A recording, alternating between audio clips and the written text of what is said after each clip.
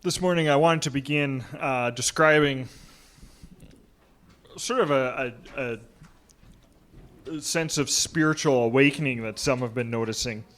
And I want to talk about it this way. So it's a time where people, I think, are getting more interested in spirituality, not necessarily church, not necessarily organized religion, but I think people are very interested in spiritual things and pursuing God. And I think that's an interesting time because it's not the first time that we've sort of seen this sort of thing happen. I was thinking this week about it's something that a period in church history where this exact same thing was going on. Actually, people found spirituality in terms of going to church kind of shallow often, and so it began in the 5th century. Well, even before that, monasteries became a huge thing. And actually, at the time, it's kind of interesting. People became very mobile in Europe, and so it was like if you wanted to get serious about your walk with God, and serious about being a spiritual person, you would go in and enroll in a monastery. But it became a fad, actually, which is kind of strange for us to think about now. It's like being a nun or a monk is about the least faddish thing you could do. But they thought about it a little differently at the time, because one of the things is you'd go into a monastery or a cloister and maybe kind of get the lay of the land and start into their practices. But then a common experience people started finding is like, okay, well, I've adapted to sort of this new way of life, and every monastery, every cloister kind of had its own way of going about things. You'd adapt to that, and then your spiritual life would kind of plateau. Like, yeah, this is good, and I'm walking with Jesus, but it feels like there ought to be something more out there. And so what people started doing is you would enroll in a monastery, and you might be there for 3, 4, 5 years, but then you kind of feel like you've maxed out there, so you'd go on to somewhere else. And actually, the monasteries in France became the popular option, in northern France especially. There was a few sort of forefront ones that were really cutting edge at the time, and people started flocking there. But again, the same thing would happen. You 3, 4, 5 years, and they'd move on to somewhere else. And so actually, there's a really innovative monk at the time that we know now as Saint Benedict. And so if you've ever met a Benedictine monk, they have their sort of thing that they added to spirituality, or certainly the Catholic faith, was they added another vow. So what are some of the vows that we think about commonly when you think about a monk? What are the things that monks do? They will take a vow of silence, right? They don't talk unnecessarily. With many words often comes opportunity for sin. What else? A vow of chastity. They're single. They live a single life in their communities. What else? Obedience. They take a vow of obedience to obey what their abbot or their mother superior tells them to do. That's kind of the rule of their community. Others? There's a couple really obvious ones we should be able to figure out. Charity, yeah, they take a benevolence, so they take a vow to help others who are in need, and depending on your order, that kind of looks different ways, but yeah, they take a vow in that respect. No, that would probably come under the one of obedience to sort of the rule of life in their, but they don't take a specific vow to prayer, though they do pray a lot, obviously. So simplicity, yeah. So that would probably be a vow of poverty, is what we would commonly associate it with. But there's one that a lot of people don't actually know about, and it came about because Saint Benedict came up with it, and it's actually a vow of stability. And what it basically means is that a monk or a nun, when they take this vow, means they are going to stay in this monastery for life. And sometimes a monk or a nun will travel as part of their ministry, but their home base is always going to be that particular monastery. And what Benedict was noticing was that actually, if you want to grow, if you want to mature as a Christian, you're going to hit this place where, okay, I've learned all the rules, and I'm doing all the good stuff I'm supposed to be doing, and it doesn't feel like I'm getting anywhere. It doesn't feel like I'm moving on. It feels like maybe there's somewhere else I ought to be. Maybe there's some new thing that I ought to be learning or practicing, and that's going to take me to the next level. And Benedict realizes, like, no, actually, you need to quit chasing the greener grass on the other side of the fence. You need to stay here. And so he came up with this vow of stability, of wanting to stay in the same place. And I thought that was really interesting because we live in an age, I think, of mobility, an age of distraction, an age of chasing fads, and these things, and we think it's all very new, and yet, here 1,500 years ago, I think Benedict was struggling with the same things. And the question, I think, for us is, what do we want to be known for? Do we want to be known for people that jump ship for the next newest, shiniest thing? Or do we want to be known as faithful people? People that are willing to journey a difficult road and follow through on our commitments. Famously, I think it was Kierkegaard that described Christians as, he says, a faithful Christian should be somebody who is known for a long obedience in the same direction. And that line was borrowed for a well-known book by Eugene Peterson. But I think it describes well all of our journeys in a sense, that we want to find the good life, but we don't want to run around searching for it when we already have it in Jesus Christ. And I think that's supposed to characterize not just us personally, of course, but as we come to the book of Philippians, Paul kind of looks at this from the wider angle lens of how does that describe our church. And for the Philippian church, for Paul, and I think ultimately for us, there should be something peculiarly Christian about being a stable church, being a stable believer. And that's where we are this morning in the book of Philippians. And so I wanted to just pick that up, read 3 verses again here. We looked at the second 2 in Sunday school, but let's pick it up in verse 1 of chapter 4. Paul says, in sort of concluding or beginning to wrap up his letter to the Philippian church, though really it probably starts in chapter 3 already. But in 4, he says, therefore, so because of everything he's already said, he says, my brothers and sisters, you whom I love and long for, my joy and crown, stand firm in the Lord in this way, dear friends. I plead with Euodia and I plead with Syntyche to be of the same mind in the Lord. Yes, and I ask you, my true companion, help these women, since they have contended at my side in the cause of the gospel, along with Clement and the rest of my co-workers, whose names are in the book of life. Simple verses, and yet I think there's something quite profound there too. First Paul points out that in a way these people, if we're to be a stable church, he says you have to be so Christian that you're too Christian to be moved. He says, stand firm in the Lord in this way. So again, the therefore, the in this way, that references back to what he's just been saying. As we looked at last week, the realization that our citizenship is in heaven, that we are called to a different way of life than those that do not have Jesus Christ. And I love how he gets this across, because he uses the phrase twice here, actually, in just our short 3 verses. He tacks on this phrase, in the Lord. And it's easy to read past that, because it can be, I think when you're following Jesus Christ, I think that it's easy to throw these little throwaway phrases into our daily speech and maybe not think about them. But Paul, even in Philippians, he uses it, I think, very specifically. When he says in the Lord, that affects a lot. That changes the way we go about things. He says, stand firm, which I think if we said that to just anybody on the street, it's like, okay, we'll just be, stubborn. This is what we get out of that. But it changes it when we say stand firm in the Lord. And I went back through Philippians this week and looked for where he uses that phrase. In chapter 1, verse 14, he says,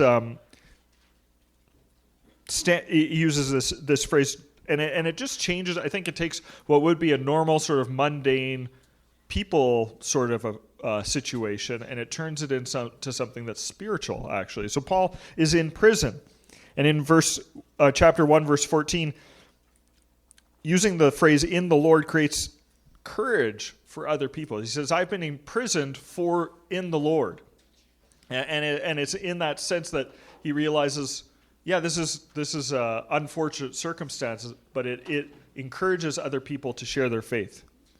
He says, "in the Lord," when he talks about his travel plans in chapter 2, verses 19 and 24. And it brings about this idea that I'm not the end-all and be-all of my life. All of my plans that I make are really tentative. And that's a thought that's echoed in the book of James. When he sends the letter to the Philippians at the end of chapter 2, he says to welcome Epaphroditus in the Lord, and not to bear a grudge against him, in the sense that they weren't expecting him to come back. So it changes the way in which they even greet somebody by saying, welcome him in the Lord. In chapter 3, and it will come up again actually next week in 4 verse 4, just this sense of rejoicing. Rejoice in the Lord. That's not our circumstances that determine our joy. It's our relationship to God. So this little phrase, "in the Lord," I think is significant because it characterizes our relationship when we are called to stand firm. It's not just me hanging on to what I think to be true, but it's me hanging on to Jesus Christ. And he calls us, I think, to stick to the hope and the joy of the gospel.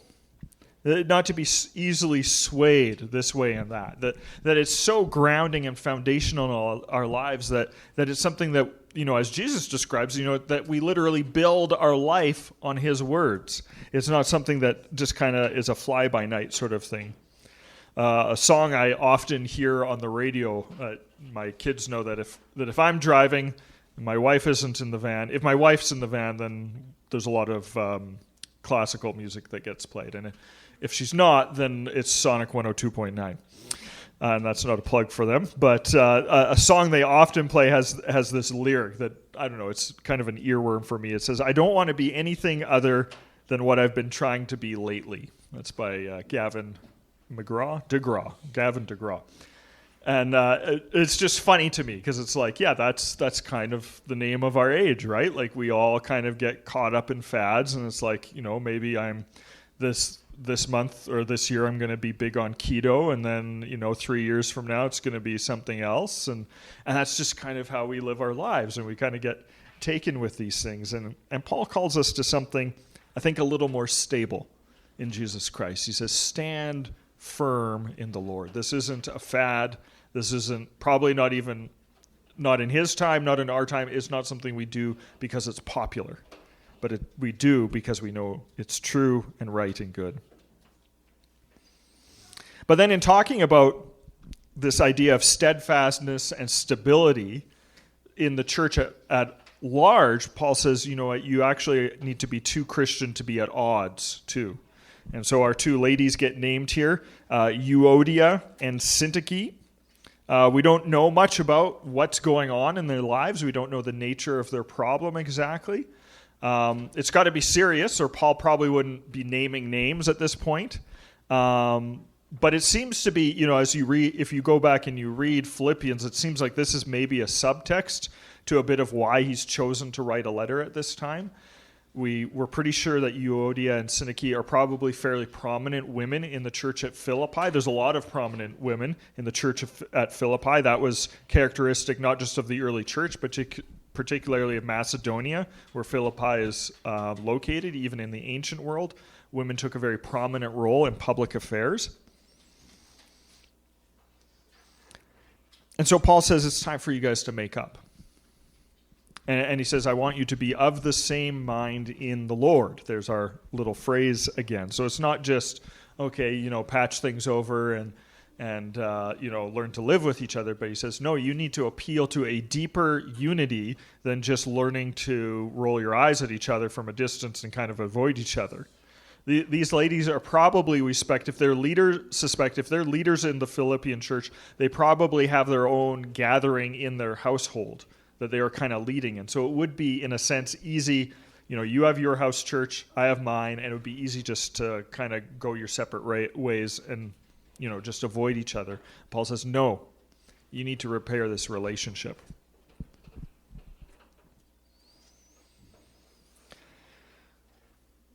Paul doesn't really give any direction, and he's quite even-handed. The NIV is an excellent translation in saying, I plead with Euodia and I plead with Syntyche. There's shorter ways to say that, but he's trying, I think, to express it in a very even-handed way, to say, I'm not taking sides here. Paul, I think if it was a real serious theological issue, wouldn't be worried about speaking up against that, so we get the impression it's not. But I don't also at the same time want to dismiss it as saying it's trivial about, who borrowed whose curling iron and didn't give it back or whatever. I think it's more serious than that. Otherwise, Paul wouldn't bring it up, right? And so we don't want to trivialize it, but it's serious enough that Paul needs to address it, that it is harming the church at large. And he's just saying, there's no room for us, for our ego to get in the way of following Jesus Christ, and particularly as we relate to other Christians. I think at the end of the day, we have to be Christian enough to say, you know what, I can be wrong about this. Or I could be right, but I could be going about being right in the wrong way as well. Because I think sometimes that's where we come off, where we get onto thin ice as well as Christians. But what's interesting to me then is Paul doesn't just, this would be in some ways a fairly public reprimand. This is a non-literate culture. So this letter is not going to be read privately by people. It's going to be read publicly to the church. And so this is kind of a public way to deal with this problem. And Paul kind of doubles down, actually. Paul is too Christian to be polite about this problem, in the sense that he's not going to just let the two ladies deal with it. I think a lot of our sin issues, a lot of our problems with each other, and sin that we deal with, versus the gospel. The answer for us usually is if I could deal with this myself, I probably already would have. And I think that's an answer for sin as well. It's like, you know what? Actually, the gospel is not try harder. Pull on your bootstraps harder. That's not the gospel. We need other people. We need the Lord to help us. But often God's encouragement, his reprimand even, his correction, it often comes through other people. We need other people to help us with our problems, and this is one such situation. And so verse 3, we need to pay attention here just to his opening words. He says, yes, and I ask you, my true companion, help these women.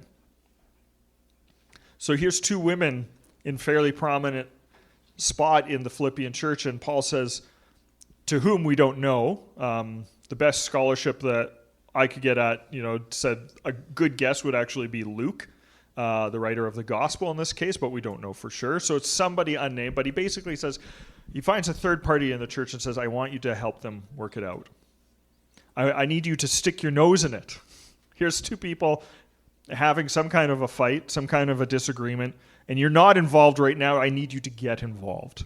And I say I've kind of characterized that as being too Christian to be polite. Because I think in our sort of socially constructed realm of culture, whether it was the first century or the 21st century, we would say, well, this is not my business.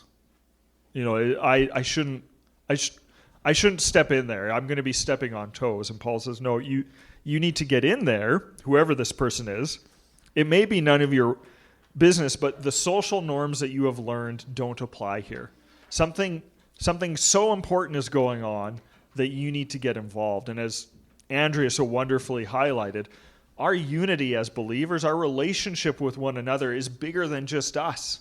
As Jesus prays in John chapter 17, it's about something much bigger. It's about God expressing his love to the world, and we need to be able to live that out. And I think Paul underlines that really well for us. He says, by underlining not just the prominence of these women, but the honor and respect that is due them as well. He says, help these women, since they have contended at my side in the cause of the gospel, along with Clement and the rest of my co-workers. Like, they're all on this team together. And so he says these women deserve honor in this. And he says, all of these people, myself included, whose names are in the book of life. And I think as Christians, that it's sometimes easy to view our personal problems, our interpersonal conflicts as just minor grade problems, little burrs in the saddle that we're just going to have to put up with as we ride together for a while. But Paul kind of takes a much longer view. He says, no, these are people whose names are written in the book of life. As John will reference in the book of Revelation, the Lamb's book of life, to be read at the end of the age, written down for eternity.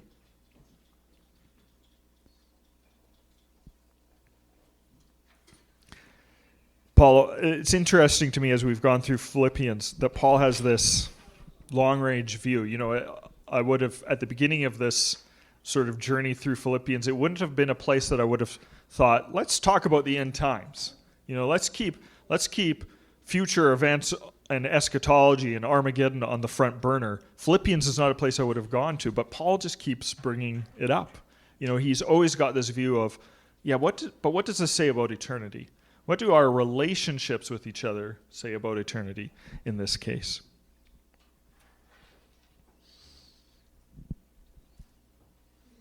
Let me read a quote for you that I came across this week by a man named Frank Thielman. He said, "Those who live within the sphere of Christ's lordship are equipped to overcome circumstances that would dishearten unbelievers and disrupt their friendships." Or to put it in second-person language, you are equipped to overcome circumstances that would dishearten unbelievers and disrupt your friendships.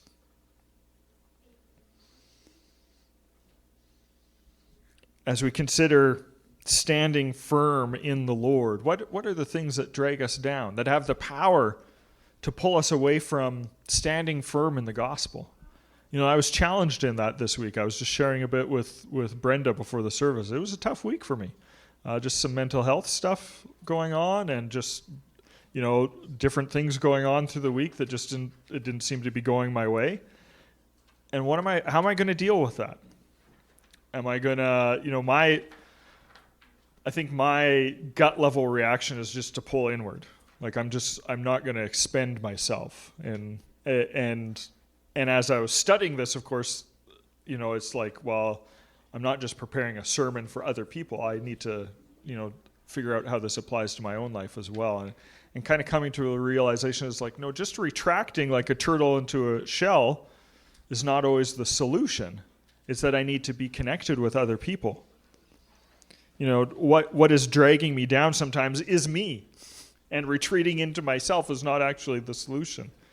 Sometimes I need to actually reach out at that point.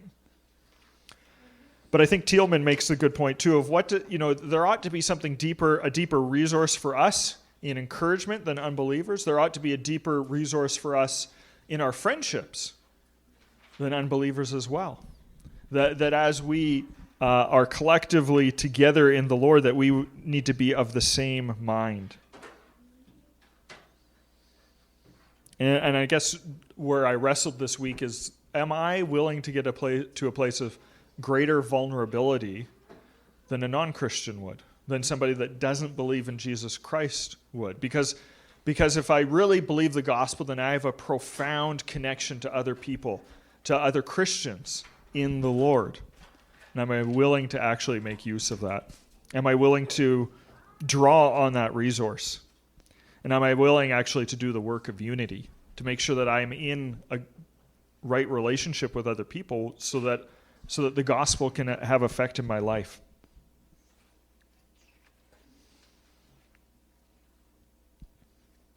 I think sometimes when we get discouraged, we get that greener grass syndrome, don't we? It's like, and I even found myself thinking about that this week. It's like, how can I change my life that I don't have to be in this situation? In other words, I'm feeling bad, and I don't want to change me. I don't want me to change. I want my circumstances around me to change. And I ran across this proverb that really, it's not a proverb from Scripture, but it struck home. It's a Spanish saying, and it says, "He who would bring home the wealth of the Indies must carry the wealth of the Indies with him." which sounds really circular, so I had to think about that for a while. I'll repeat it for you. He who would bring home the wealth of the Indies must carry the wealth of the Indies with him. But it gets at this idea that, we often in our lives go out searching for treasure. We go out looking for how can I change my external circumstances. And the reality is if something's meaningfully going to change, it probably needs to start in our internal world. And I found myself wrestling with that this week. How can I stand firm in the Lord? As I thought about it, I recalled, I think, a really great example of that actually came, again, out of monastic or cloistered life.